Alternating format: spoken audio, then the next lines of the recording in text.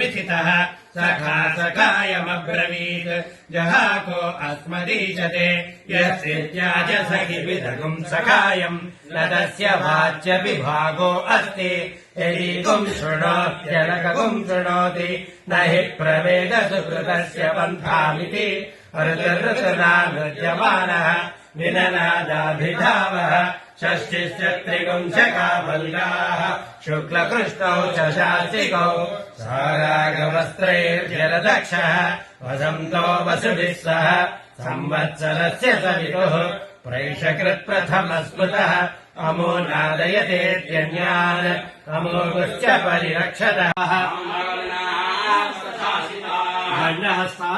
खादन्ततः उक्तग्रस्थानम् प्रमाणम् च पुरयिता विश्वरूपैरिहागताम् अप्सुषा इति तद्वयोः कालावयवानामितः प्रतीच्य कोऽन्तरिक्षे शब्दम् करोतीति तस्यैषा भवति ब्रह्मण उदरणमसि ब्रह्मण आस्तरणमसि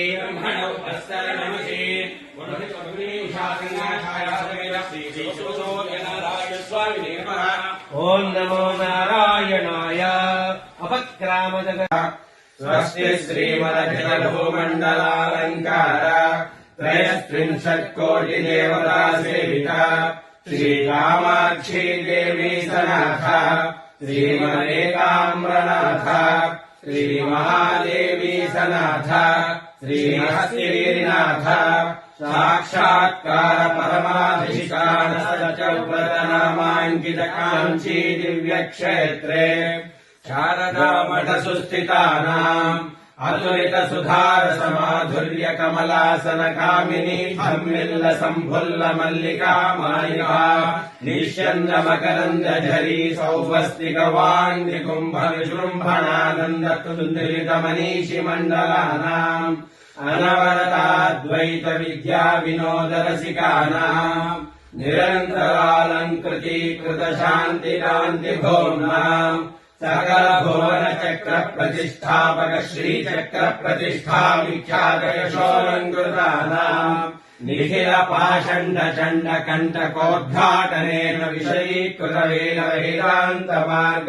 मत प्रतिष्ठापकाचार्याणाम् श्रीमत्परमहंस परिव्राजकाचार्यवर्य श्री जगद्गुरु श्रीमच्छङ्कर भगवत्पादाचार्याणाम् अधिष्ठाने सिंहासनाभिषिक्त श्रीमच्चन्द्रशेखरेन्द्र सरस्वती संयमीन्द्राणाम्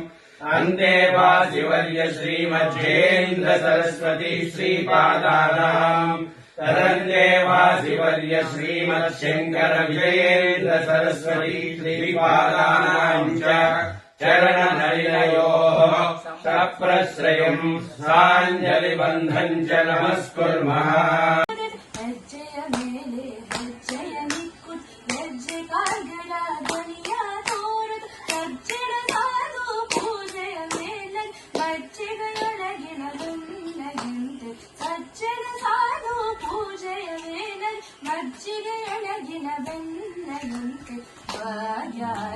लक्ष्मी बारम्मा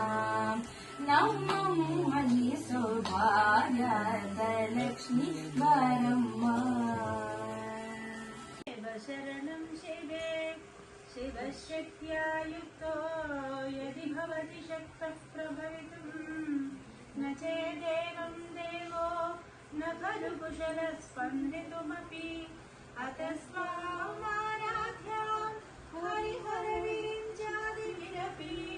प्रणन्तुं स्तोतुं वा कथमकृतपुण्यः प्रभवति तनीयां संवांसुं तव चरणपङ्केरुभवम्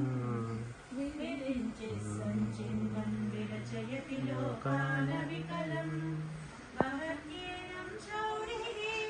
कथमपि सहस्रेण शिरसाम् हरसंक्षुभ्येनं भजति भवितो दूदनविधिम् अविद्यानामन्तस्तिमिरमिहिरद्वीपनगरी जडानां चैतन्यस्तवकमकरन्दश्रुतिझरी दरिद्राणां चिन्तामणिगुणनिका जन्मजगद्धौ निमग्नानां नंश्च मुररिपुवराहस्य भवति श्वेतशिखद्रुकः संवत्सरो विशुवन्नैः नित्यास्तेऽनुचरास्तव सुब्रह्मण्योऽगं सुब्रह्मण्योऽगं सुब्रह्मण्योऽगं इन्द्रागच्छ हरिवागच्छ मेधातिथेः केशवशनस्वस्य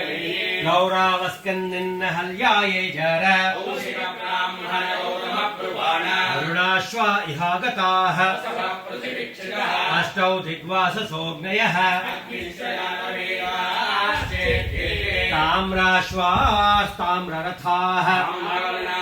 ताम्रवर्णास्तथासिताः गण्डहस्ताः खादग्धतः स्तोत्राः पराङ्गताः मुक्तग्स्थानं प्रमाणं च पुरयित बृहस्पतिश्च सविता च विश्वरूपैरिहागताम् धेनोदकपद्मना अप्सुषा इति तद्वयोः उक्तो वेषो वासायुंसि च कालावयवानामितः प्रतीच्य वासात्या इत्यश्विनोः कोऽन्तरिक्षे शब्दं करोतीति वासिष्ठो रोहिणो मीमागुंसाञ्चक्रे तस्यैषा भवति वास्येव विद्युदिते ब्रह्मण उदरणमसि ब्रह्मण उदीरणमसि ब्रह्मण आस्तरणमसि ब्रह्मण उपस्तरणमसि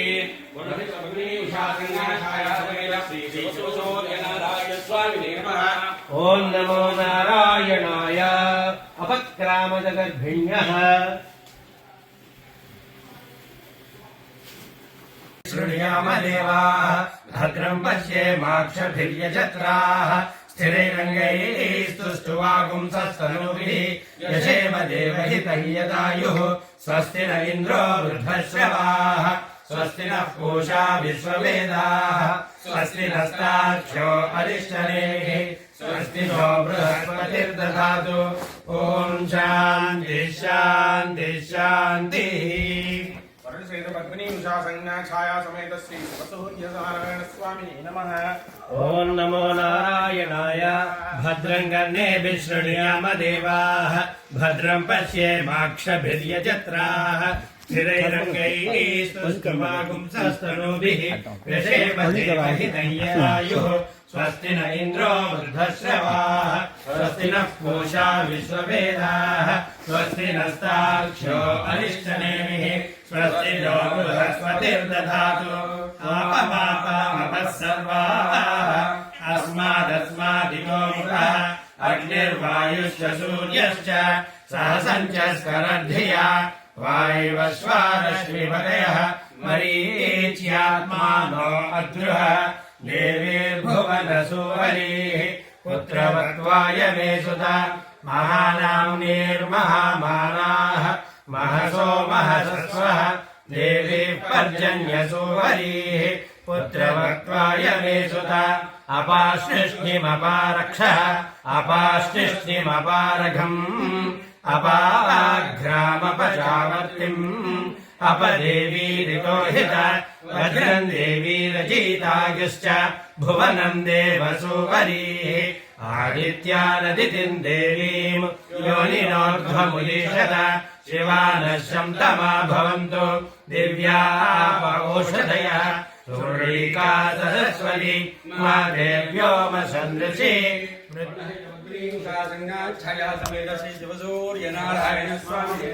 ॐ नमो नारायणाय स्मृतिः प्रत्यक्षमैतिह्यम् अनुमानस्य तुष्टयम् एतैरादित्यमण्डलम् सर्वैरेव विधास्यते सूर्यो मरीचिमादत्ते सर्वस्माद्भुवनादधि तस्याः पाकविशेषेण ऋतं कालविशेषणम् नदीव प्रभवात् काचित् अक्षयाच्छन्दते यथा तान्नद्योऽभिसमायन्ति सोरुः सती न निवर्तते एवम् नानासमुत्थानाः कालाः संवत्सरज्ञश्रिताः अनुशश्च महशश्च सर्वे समभयन्त्रितम् सतैः सर्वैः समाविष्टः ऊरुः सन्न निवर्तते अधिसंवत्सरम् विद्यात् तदेव लक्षणे अणुभिश्च महद्भिश्च समारूढः प्रदृश्यते संवत्सरः प्रत्यक्षेण नाधिसत्त्वप्रदृश्यते पटलो विकृतः पिङ्गः एतद्वरुणलक्षणम् यत्रैतदुपदृश्यते सहस्रम् तत्र नीयते एकगुम्भिशिरो नानामुखे कृत्स्नम् तद्ऋतुलक्षणम् उभयतः सप्तेन्द्रियाणि जल्पितन्त्वेव दिह्यते शुक्लकृष्णे संवत्सरस्य दक्षिणवामयोः पार्श्वयोः तस्यैषा भवति शुक्रम् ते अन्यद्यजतन्ते अन्यत् विषुरूपे अहनीद्यौरिवासि विश्वा हि माया अवशिस्वधावः भद्रा ते पूषन्निहरातिरस्त्विति नात्र भुवनम् न पूषा न वशवः नादित्यः संवत्सर एव प्रत्यक्षेण प्रियतमम् विद्यात् एतद्वै संवत्सरस्य प्रियतमगुम् रूपम् योऽस्य महानर्थ उत्पत्स्यमानो भवति इदम् पुण्यम् कुरुष्वेति तमाहरणम् दद्यात् वर्णशैतपत्नी उषा संज्ञा छाया समेत श्री शिवसूर्यनारायण स्वामिने नमः। ॐ नमो नारायणाय साकञ्जानागुम् सप्तथमाहुरेकजम् षडुद्यमानशयो देवजा इति तेषामिष्टानि विहितानि धामसः स्थात्रे रेजन्ते विकृतानि रूपच को नु मर्या अमिथितः सखा सखायमब्रवीत् जहाको अस्मदीशते यस्यत्याज सखि विदगुम् सखायम् न तस्य वाच्यपि भागो अस्ति यदीगुम् शृणोत्यलकगुम् शृणोति न हि प्रवेद सुकृतस्य पन्थामिति ऋतुर्ऋतुना नृत्यमानः विननादाभिधावः षष्टिश्च त्रिगुंशका बल्गाः शुक्लकृष्णौ च शास्त्रिकौ सारागवस्त्रैर्जलदक्षः वसन्तो वसुभिः सह संवत्सरस्य सवितुः प्रैषकृत्प्रथमस्मृतः अमो नादयतेत्यन्यान् अमोघश्च परिरक्षतः एतावाच प्रयुज्यन्ते यत्रैतदुपदृश्यते एतदेव विजानीयात् प्रमाणम् कालपर्यये विशेषणम् तु वक्ष्यामः ऋतूनाम् तन्निबोधत शुक्लवासा रुद्रगणः ग्रीष्मेणावर्तते सः निजहन् पृथिवीगुम् सर्वाम् ज्योतिषा प्रतिख्येन सह विश्वरूपाणि वासागुंसि आदित्यानाम् निबोधत संवत्सरीणम् कर्मफलम् वर्षाभिर्ददतागुंसः अदुःखो दुःखचक्षुरिव तद्मापीत इव दृश्यते शीतेनाप्यकयन्निव रुरुदक्ष इव दृश्यते लालयते ज्वलतश्चैव चाम्यतश्चास्य चक्षुषि या वै प्रजा भृग्गुष्यन्ते संवत्सरात्ता भृग्गुष्यन्ते या प्रतिष्ठन्ति संवत्सरे ता प्रतिष्ठन्ति वर्षाभ्य इत्यर्थः।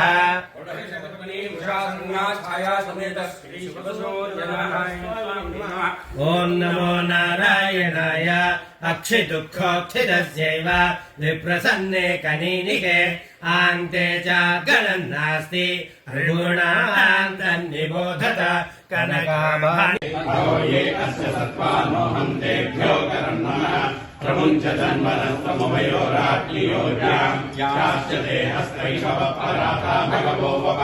अवरजवनुस्वगुम् सहस्राक्षशतेषुते निषेव्यशल्यानामुखा शिवो नः सुमना भव विच्छन्दनः विशल्यो बाणवाकुम्भुत अनेसन्नस्येषव आपुरस्य निषङ्गलिः याते हेतिर्मीजुष्टमहस्ते बभूवते नो तयास्मान् स्मिताम् हिरण्यप्राकारामाद्राम् कृताम् तर्पयन्तीम् पद्मे स्थिताम् पद्मवर्णाम् तामिवोपह्वये श्रियम्।